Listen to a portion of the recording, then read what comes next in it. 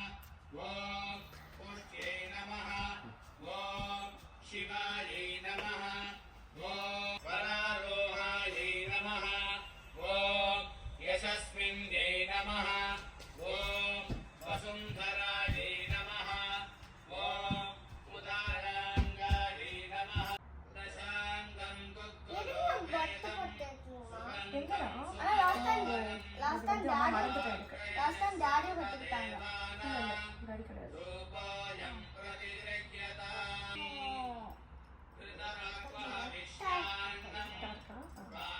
పెట్టి నచ్చుతామా పెట్టి నచ్చుతామా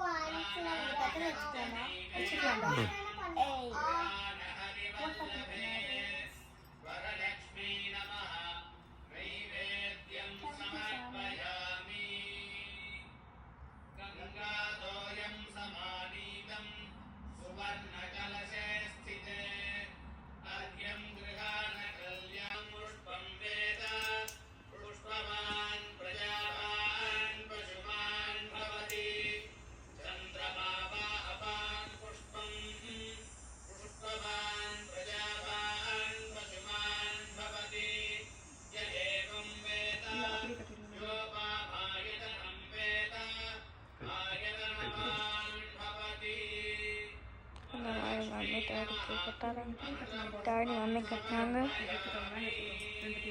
సో అంతే.